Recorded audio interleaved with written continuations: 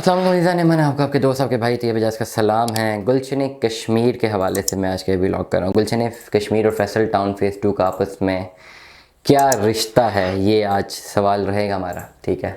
और यही टॉपिक रहेगा, इसी सवाल का मैं जवाब देने लगा हूँ। गुलशन कश्मीर और फैसल टाउन फेज़ 2। सबसे पहले मैं गुलशन कश्मीर का थोड़ा सा बैकग्राउंड बता देता हूँ। ये स्कैम 1 साल पहले हुआ था, ठीक है। स्कैम तो खैर काफ़ी सालों से हो रहा था, लेकिन डिस्क्लोज जो है ना, ये स्कैम 1 साल पहले हुआ था। Gulshan Kashmir housing project, Asia housing society, एक डेवलपर थे पिंडी में, शेख बरदरान, जिनके पास ये चकरी रोड पे ज़मीन थी। इन्होंने किया कुछ यूँ था कि इनके पास लैंड थी बहुत सारी।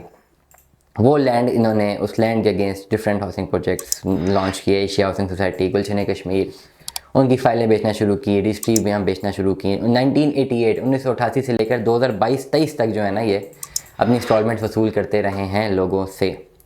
प्लॉट दिए छोटे छोटे, 25,000 का प्लॉट दे दिया 5 मरले का, 50,000 का दे दिया 10 मरले का। बेचारे वो लोग जो लोगों के घरों में काम करती थी, तो उन्होंने प्लॉट लिए, बल्कि फाइलें ली। 300 रुपये महीना किस्त थी, वो बेचारे भरते रहे। तो 1988 से शुरू हुए, करते करते मतलब बहुत सारे लोग उन्होंने जगह बेची, फाइलें दी। फाइलें तो वैसे ही उनकी कानूनी हैसियत नहीं होती। उसके बाद जो उन्होंने रजिस्ट्रियाँ इंतकाल भी करके दी। जो रजिस्ट्री हैं वो बड़ी मज़ा का खेद है। मेरे पास जो केसेस आते हैं ना, वो सिर्फ स्टाम्प पेपर है, वो रजिस्ट्री नहीं, वो एक स्टाम्प पेपर है, वो सिर्फ एक स्टाम्प पेपर। और मुझे किसी एंगल से वो रजिस्ट्री नहीं रखती, वो खाली एक कागज़ का टुकड़ा है जिस पे नहीं पता कि कहाँ पे कौन सी स्ट्रीट वगैरह तो लिखी हुई है, लेकिन कहाँ पे है ना पटवारी ने निशानदेही की है, ना वहाँ पे किसी ने कब्जे लिए हुए हैं। प्लॉट की निशानदेही नहीं है कि कहाँ पे। ज़्यादातर लोगों के पास जो केसेस आ रहे हैं, हुआ कुछ यूँ कि एटलीस्ट 3 लाख या 6 लाख, एग्जैक्ट फिगर मुझे याद नहीं, 3 लाख से या 6 लाख लोगों तक मुतासरीन थे जिनकी ये सारी फाइलें और जिनके पास रजिस्ट्रियाँ थी। हुआ कुछ यूँ कि 2022 में आके, क्योंकि वो लैंड सारी की सारी लीगली तो ये शेख बरदरान के पास थी, बजाय कि ये लैंड डिलीवर करते हैं उन लोगों को जिन्होंने अपनी फाइलें बुक कराई थी, ये सारा लैंड उन्होंने बेच दिया फैसल टाउन फेज़ 2 को। उठाया लैंड, वहाँ बेच दी। अब फैसल टाउन फेज़ 2 ने लैंड बाय कर लिया।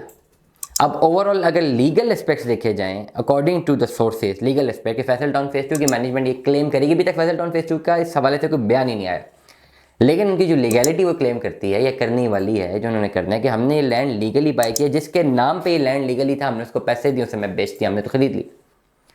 अब उस बंदे ने उस लैंड पे जो फ्रॉड किया, उसका वो जिम्मेदार है, क्योंकि उसने कोई जेन्युइन रजिस्ट्री तो किसी को नहीं दी हुई। जो रजिस्ट्रियाँ मेरे तक पहुँची हैं, मेरे पास जो रजिस्ट्रियाँ पहुँची हैं, वो सारी की सारी रजिस्ट्रियाँ जो हैं वो रजिस्ट्री है ही नहीं, वो तो फेक डॉक्यूमेंट है, फेक रजिस्ट्री है। और अगर वो रजिस्ट्री है भी तो वो उस जगह की नहीं है जो दिखा के बेची गई। ना पटवारियों ने कोई निशानदेही की भी है, ना लोगों ने कब्जे लिए हैं वहाँ पे। कोई ऐसे केसेस नहीं, अगर हैं तो फिर पटवारी निशानदेही करे और वो कब्जा अगर आपके पास है तो फिर तो वो लैंड लीगली कहीं पे ट्रांसफ़र नहीं हो सकती। लेकिन जो मेरे पास केसेस आए हैं, तो फाइल का केस है या कोई एक फेक से रजिस्ट्री है जो कि उस जगह की निशानदेही कहीं पर वो डॉक्यूमेंट नहीं करता। और जब मैं लोगों से पूछता हूँ कि आपके पास ये रजिस्ट्री है, तो क्या आपने जाके वहाँ पे कब्जा लिया है, वो कहते हैं हमने कब्जा ही नहीं लिया। मैं पूछता हूँ क्या आपने जाके कभी वहाँ पे पटवारी से निशानदेही करवाई, वो कहते हैं हमने कराई नहीं, हमारे तो बाप दादा ने खरीदी हुई थी ज़मीन, हमारे पास पता नहीं कब की पड़ी हुई है। ठीक हो गया। तो अब जो है कोई मतलब कोई लीगल डॉक्यूमेंट नहीं है। अब एक चीज़ और है, एक चीज़ मैं कोट बड़ी मज़ाक़ा खेज़ बताऊँ इसमें। जिन लोगों के पास इन्वेस्टमेंट है, उनकी ज़्यादातर लोगों की अपनी नहीं है, उनके बाप दादा ने इन्वेस्टमेंट की हुई, उनके कुछ प्लॉट और फाइल के कागज़ हैं जो उनके पास पड़े हुए हैं, उनके जो वो बड़े हैं, शायद वो मरहूम है या नहीं है, बहुत सारे ऐसे केसेस हैं।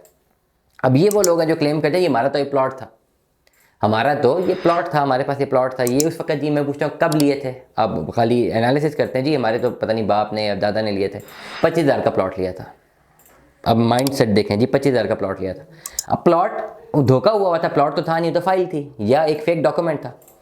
अब ये क्लेम करते जी वो 25,000 का प्लॉट तो उस वक्त 1988 पे था ना, अब तो 2024 है, तो अब तो ये प्लॉट लाखों रुपए का होना चाहिए। अब ये माइंड सेट देखें, एक ऐसे प्लॉट, ज़्यादातर मैं सारों केसेस की बात नहीं बता रहा यार, फिर सब शुरू हो जाते हैं जी आपने बात कर दी, मैं सिर्फ कुछ माइंड सेट बता रहा हूँ। लेट अस सपोज मेरे दादा ने जो है ना ये गुलशन कश्मीर की फाइल ली हुई थी, 25,000 रुपये की जो पैसे किस्तों में दिए। ऑल्दो स्कैम था, जॉब आके पता लगा, मुझे भी पता नहीं था स्कैम है। अब मैंने जी अपने सारे कागज़ खोले तो मेरे पास एक फ़ाइल है जी, मेरे दादा ने एक प्लॉट लिया था या उसकी रजिस्ट्री एक लगी हुई है, मेरे पास है वो प्लॉट, 25,000 रुपये जिसकी वैल्यू थी उस वक्त 1988 में, 1990 में। मैं कहूँ जी मैं इस प्लॉट का वारिस हूँ, मैं अब आता हूँ मार्केट में जी मैंने प्लॉट बेचना है, पता लगता है तो स्कैम हुआ है वो प्लॉट, तो जो डॉक्यूमेंट मेरे पास है वो सपोर्ट ही नहीं करता कि मैं उसका ऑनर हूँ। अब मैं कहता हूँ मेरे साथ तो नुकसान हो गया लाखों का नुकसान किधर हुआ। एक तो इन्वेस्टमेंट मेरी अपनी नहीं है, दादा ने की थी, 25,000 की थी एक फेक इन्वेस्टमेंट में। तो मेरी वैल्यूएशन है ना कि अभी ये 10 लाख का प्लॉट है, 15 लाख का प्लॉट है, या 20 लाख रुपए का प्लॉट है, ये तो मेरा माइंडसेट कह रहा है। एक्चुअल डॉक्यूमेंट क्या कह रहा है, उसकी वर्थ ही नहीं, एग्जिस्ट ही नहीं करता था। और अगर ये फाइलें लेके मैं कोर्ट में चला जाऊँ और मैं केस कर दूँ और मैं केस जीत भी जाऊँ, हर जाना कितने का मिलेगा? 25,000 रुपये का ना जो प्लॉट दिया है, सोसाइटी ये क्लेम करेगी ना कि चलो 25,000 रुपये हमने इससे लिया, इनको फाइल दे दी, हमने प्लॉट नहीं दिया, 50,000 लिया, हमने प्लॉट नहीं दिया, हम 50,000 रिटर्न करते हैं। फाइल ली थी ना, प्लॉट की रजिस्ट्री तो नहीं थी ना, जेन्युइन अगर रजिस्ट्री थी भी तो जेन्युइन तो नहीं थी ना। तो अब क्या होगा कि आप क्या उसको ये बोलेंगे जी हमने तो 1980 में दिया था, तब डिवैल्यू हो गया, अभी इतना हो गया, तो क्या 20 लाख रुपये हमें दे, कोई देगा क्या? कोई कानून सपोर्ट करेगा कि जी 20 लाख रुपये दे दें इनको?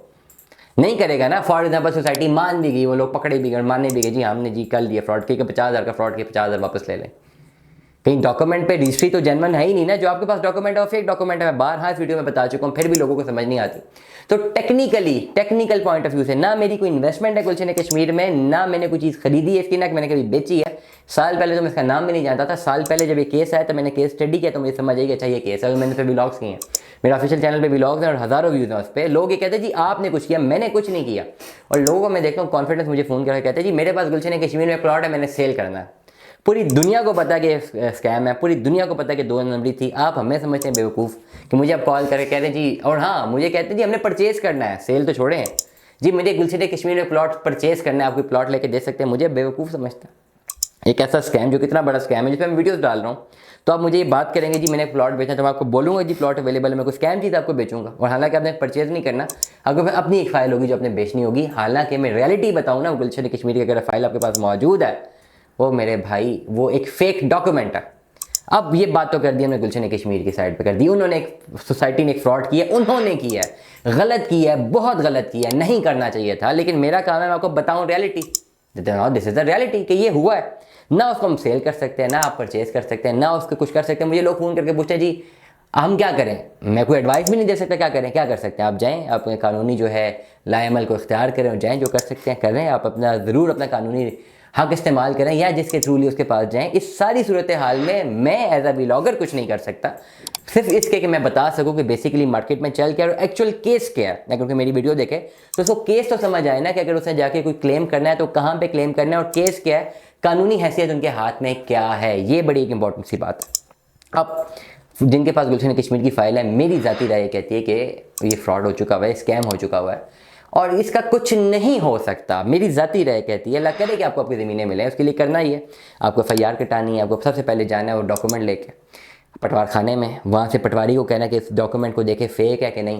अगर वो माने कि नहीं फेक डॉक्यूमेंट नहीं है, रजिस्ट्री जेन्युइन रजिस्ट्री है, तो फिर जाके आपके ज़मीन की निशानदही करे। जब ज़मीन की निशानदही करे फिर उसका कब्ज़ा लें, फिर कब्ज़ा लेके 4 दीवारी कराएँ। उसके बाद अगर कोई कोर्ट क्लेम करे कि ये ज़मीन उनकी है, तब आप उनको कागज़ दिखाएं, उनके खिलाफ एक कंप्लेन करें, फिर FIR कटाएं। FIR कटाने के बाद जो है मामला कोर्ट में जाएगा। इस तरह ये प्रोसेस होगा, घर बैठ के कुछ नहीं होगा। जो लोग मुझे घर बैठ के फ़ोन कर रहे हैं ना, घर बैठ के कुछ भी नहीं होगा मेरे भाई। अगर रजिस्ट्री है ना तो आ जाओ फाइल लेके, अगर फाइल है तो घर बैठे ही रोड फाइल को आग लगा दो, क्योंकि फाइल की कोई कानूनी हैसियत नहीं है। दुआ में याद रखिएगा, अपना बहुत सारा ख्याल रखिएगा। Stay tuned with us. अल्लाह हाफ़िज़।